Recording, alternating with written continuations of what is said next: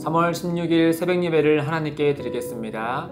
오늘 우리에게 주신 하나님의 말씀 마태복음 21장 23절에서 32절의 말씀입니다. 예수께서 성전에 들어가 가르치실 때 대제사장들과 백성의 장로들이 나와 이르되 내가 무슨 권위로 이런 일을 하느냐 또 누가 이 권위를 주었느냐.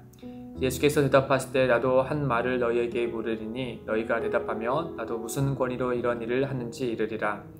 요한의 세례가 어디로부터 왔느냐 하늘로부터냐 사람으로부터냐. 그들이 서로 의논하여 이르되 만일 하늘로부터라 하면 어찌하여 그를 믿지 아니하였느냐 할 것이요 만일 사람으로부터라 하면 모든 사람이 요한을 선지자로 여기니 백성이 무섭다 하여 예수께 대답하여 이르되 우리가 알지 못하노라 하니 예수께서 이르시되 나도 무슨 권위로 이런 일을 하는지 너희에게 이르지 아니하리라. 그러나 너희 생각에는 어떠하냐? 어떤 사람에게 두 아들이 있는데 맏아들에게 가서 이르되 얘 오늘 포도원에 가서 일하라 하니 대답하여 이르되 아버지 가겠나이다 하더니 가지 아니하고 둘째 아들에게 가서 또 그와 같이 말하니 대답하여 이르되 실소이다 하였다가 그 후에 뉘우치고 갔으니 그 둘 중에 누가 아버지의 뜻대로 하였느냐? 이르되 둘째 아들이니라. 예수께서 그들에게 이르시되 내가 진실로 너희에게 이르노니 세리들과 장녀들이 너희보다 먼저 하나님의 나라에 들어가리라. 요한이 의의 도로 너희에게 왔거늘 너희는 그를 믿지 아니하시되 세리와 장녀는 믿었으며 너희는 이것을 보고도 끝내 뉘우쳐 믿지 아니하였도다. 아멘. 오늘 말씀은 이스라엘의 어떤 최고의 권위의 장소인 성전에서 또 당시 사람들로부터 최고의 권위자라고 인정을 받았던 대제사장들과 백성의 장로들이 예수님에게 이 권위에 대한 질문을 하는 장면으로 시작합니다. 여기에 장로들은 아마 사내들인의 사람들이었을 겁니다. 어쨌든 그렇게 권위 있는 자들이 봤을 때 예수님의 행보가 굉장히 그들의 눈에는 가시처럼 보였던 것이죠. 그들은 예수님의 이 성전에서 행하는 일들을 굉장히 이상하게 여겼습니다. 앞서 말씀해 보시면 예수님은 성전에 있는 장사꾼들을 다 내쫓지 않습니까? 그리고 병자들을 치료하는 일들을 행하십니다. 그때 대제사장과 서기관들은 예수님의 하시는 일을 그 일을 이상한 일로 여겼습니다. 이상한 일로 여겼다라는 것은 긍정적인 의미로 보자면 어떤 평범하지 않는 놀라움을 가리키는 것이지만 이 부정적인 의미로 이상한 것이다 라고 생각했을 때는 이 자기들의 생각과 자기들이 가진 의견과 다른 결로 보인다라는 뜻으로 우리가 알 수 있는 것이죠. 어쨌든 이 모습을 지켜본 이스라엘 최고의 권위자들은 예수님에게 이 권위에 대해서 묻습니다. 23절에 보시면 내가 무슨 권위로 이런 일을 하느냐 또 누가 이 권위를 주었느냐라고 묻지요. 이 질문에 내포된 의미는 자신들은 하나님으로부터 온 권위로 이와 같은 일을 한다라는 것으로 그들은 생각하고 묻는 것이죠. 본인들은 그런 권위로 일을 하는데 예수인 당신은 무슨 권위로 이와 같은 일을 하느냐라고 예수님에 대해서 이와 같이 질문을 한 겁니다. 실은 이 질문은 어떤 답을 구하기 위해서 묻는 질문이라기보다는 예수님을 어떻게든 자신들의 권위 아래 두고 싶어하는 그런 심정에서 그런 심보에서 이와 같은 질문을 했겠죠. 예수님도 그런 의도를 아셨기 때문에 그들의 이런 악한 의도는 피하되 더불어서 그들의 하나의 비유를 통해서 정작 그들이 알아야 될 사실에 대해서 예수님은 말씀해 주십니다. 먼저 그들의 묻는 권위에 대해서 예수님은 다시 되묻죠. 이 세례 요한의 권위에 대해서 묻습니다. 이 세례 요한의 권위가 하늘로부터냐 사람으로부터냐라고 하는 것이죠. 하늘로부터라고 한다면 이 선지자인 세례 요한을 믿지 않는 제사장들과 그들이 옳지 못한 것이겠죠. 또 사람으로부터라고 한다면은 모든 사람들이 세례 요한은 하늘로부터 선지자라고 믿고 있는데 이를 부정한 사실이기 때문에 이 백성들의 원성을 산다라고 생각이 들어서 본인들은 그 사실을 믿지 않지만 그렇다고 말을 할 수도 없으니 예수님에게 이제 그 답을 모릅니다라고 대답하지 않습니까? 그러자 예수님도 그 대답을 하지 않겠다라고 답변하시죠. 먼저 예수님이 세례 요한을 이야기를 들고 오신 건 바로 무엇이냐? 예수님 항상 세례 요한의 사역과 연속성이 있는 분이시죠. 그렇기 때문에 그들이 세례 요한의 권위를 인정하면 예수님의 권위도 당연히 인정해야만 했습니다. 하늘로부터 온 권위이기 때문이죠. 하나님께서 예수님을 향하여서 내 사랑하는 아들이요 라고 말씀하지 않았습니까? 그러나 그들은 이에 대해서 깨달았는지 알았는지 모르지만 어떤간 대답을 하지 않았습니다. 그러면서 예수님도 대답을 하지 않겠다라고 하시면서 오히려 이제 그들에게 다른 비유의 말씀을 통하여서 그들이 정작 알아야 될 사실에 대해서 말씀해 주시죠. 그 비유는 바로 두 아들의 순종에 관한 비유였습니다. 탕자의 비유의 축약판이라고 할 수 있는 비유의 말씀인데 아시겠지만 이 첫째 아들은 처음에 예를 했으나 순종하지 않지 않습니까? 또 둘째 아들은 처음에는 아니오 했으나 나중에 순종했죠. 그러면서 누가 순종했느냐라고 했을 때 당연히 그들도 이거는 너무나 명백하기 때문에 둘째 아들입니다 라고 이야기를 합니다. 그러면서 예수님께서 이 건의에 대한 질문이 오고 가고 하는 말씀과 더불어서 이 순종에 관한 비유를 연결하여서 말씀한 이유가 무엇일까 우리가 조금만 생각을 해보면 좋겠습니다.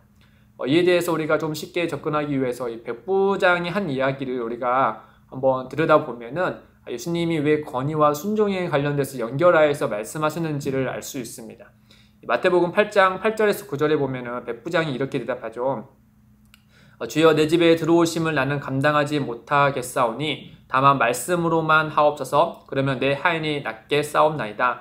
나도 남의 수하에 있는 사람이요 내 아래에는 군사가 있으니 이더러 가라 하면 가고 저더러 오라 하면 오고 내 정도로 이것을 하라 하면 하나이다. 이 백부장의 권위에 대해서 말씀하시죠. 그러면서 예수님은 하나님의 아들이시기 때문에 자신의 그 권위보다 훨씬 더 높고 크신 분이기 때문에 말씀 한마디면 내 종이 내 하인이 나을 것입니다 라고 예수님의 권위에 대해서 하나님의 권위로 이렇게 백부장이 고백하는 모습을 예수님이 들으시고 그를 칭찬하지 않으십니까? 이처럼 우리가 권위를 생각하면은 이 권위는 바로 이 권위 있는 자의 명령과 말씀에 따라서 그 효과를 보면은 그 사람의 권위에 대해서 우리가 알 수 있는 것이죠. 쉽게 얘기해서 군대에 있을 때 어떤 상급자가 말 한마디에 그 사람들이 어떤 계급에 있는 사람들이 움직이는가 보면은 그 명령하는 사람의 계급과 상급에 대해서 권위에 대해서 우리가 알 수 있는 것이 아니겠습니까? 또 자녀와 부모의 관계도 마찬가지죠. 부모의 권위는 자녀의 태도를 보면 그의 부모의 권위가 어떠한지를 어떻게 형성되어 있는지를 우리가 알 수 있는 것입니다. 이럴 때 예수님의 권위는 곧 눈에 드러난 순종과 그 말씀과 능력의 효과를 통하여서 그 예수님의 권위를 알 수 있는 것이죠. 그런 의미에서 마태복음 7장 29절에 무리들이 이렇게 반응하지 않습니까? 이는 그 가르치는 것이 권위 있는 자와 같고 그들의 서기관들과 같지 아니함이러라. 그 가르치는 것이 권위 있는 자와 같고 그 능력이 권위 있는 자와 같고 모든 무리들이 그 사실을 알았던 것이죠. 분명히 종교 지도자들, 대제사장들과 장로들도 이 예수님의 권위를 알았습니다. 그 예수님의 행하신 기적과 말씀과 능력을 보아서 예수님이야말로 하나님의 아들이시며 또 이 땅에 오신 메시아라는 사실은 그들은 분명히 그 권위를 보고 알았던 것이죠. 그러나 그들은 그들의 자신의 권위와 또 자기의 결과 다르다고 해서 예수님을 부정한 것이죠. 특히 종교 지도자들이 봤을 때 세리와 창녀들은 도무지 하나님의 나라에 들어갈 수 없는 죄인들이었습니다. 그러나 예수님은 그들에게 천국을 선물로 주셨죠. 이 천국을 선물로 주실 수 있는 분은 오직 하나님의 아들이신 예수님 뿐이셨습니다. 이와 같이 예수님은 대제사장들과 장로들에게 한마디로 이렇게 얘기하는 것과 같습니다. 이 권위를 묻는 너희에게 내가 다시 말한다. 나의 권위는 무엇이며 나 누구에게서 왔는지 너희들이 두 눈으로 보고 두 귀로 듣는 것을 보면 알 수 있지 않느냐. 그러나 너희는 두 눈으로 보고 두 귀로 듣고 있는 바가 명백함에도 불구하고 도무지 깨달아 믿지 않는구나 라고 말하면서 믿음에 관련되어서 말씀해 주고 있는 것이죠. 예수님의 행하시는 일들을 믿음으로 그들이 바라본다면 자연스럽게 예수님의 권위가 어디서 왔는지, 누구의 권위인지 이 사실을 너무나도 명백하게 알 수 있는 것이었습니다. 그러나 그들은 보는 눈이 있어도 듣는 귀가 있어도 그 말씀을 깨닫지 못하는 어리석음에 계속 처해 있었던 것이죠. 한편 예수님은 어떠하셨습니까? 철저히 하나님 말씀에 순종하셨죠. 하나님의 권위에 철저히 복종하셨습니다.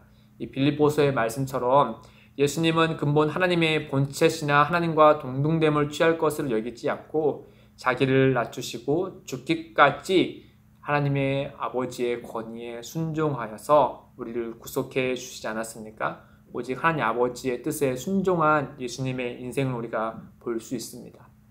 사랑하는 성도 여러분, 우리는 일상을 살아가면서 누구의 권위에 순종할 것인가 하는 선택의 기로에 놓이게 됩니다. 또는 내가 그 권위자로서 누군가의 명령하는 이로 있을 수도 있겠죠. 어떤 간에 명령을 하는 자나 명령을 듣는 자나 또 선택을 주는 자나 선택을 해야 되는 자나 어쨌든 간 그리스도인들이 이 땅에 살아가면서 우리가 꼭 명심해야 될 것은 모든 것에 있어서 최고로 우리가 여기고 순종해야 될 권위는 바로 하나님 아버지다라는 사실입니다. 그 말은 곧 우리 일상 가운데 더 구체적으로 이야기하면 하나님 아버지의 말씀인 성경을 최고의 권위로 여기고 그 권위를 따르는 것이 제자의 마땅한 삶이다라고 하는 것이죠. 사랑하는 성도 여러분, 오늘 하루를 살아갔을 때 우리에게 가까이에 있는 하나님의 말씀에 귀를 기울이시고 그 하나님의 권위에 순종하여서 그분의 선하심을 드러내시고 또 그 선하심을 누리시기를 주님의 이름으로 축복드립니다. 함께 기도하겠습니다. 하나님 아버지, 우리는 모두 예수 그리스도로 말미암아 하나님의 자녀가 되었으며 하나님 나라의 시민입니다. 비록 땅을 밟으며 사는 인생들이지만 늘 하늘의 뜻을 따르는 이들이 되도록 주의 영이 우리를 인도하여 주옵소서. 오늘 하루도 주님의 말씀에 순종할 수 있도록 은혜를 더하여 주옵소서. 예수님의 이름으로 기도드립니다. 아멘. 오늘도 두 가지의 기도 제목을 두고 함께 기도하겠습니다. 첫째, 일상 중에 찾아오는 모든 선택의 순간에 하나님의 말씀에 우선하여 순종할 수 있도록 은혜를 더하여 주옵소서. 둘째, 기쁨이 되는 교회가 오직 성경의 권위로 교회가 든든히 세워지게 하시고 하나님의 크신 뜻을 온전히 이루는 교회가 되게 하옵소서. 이를 위해 함께 기도하며 나아가겠습니다.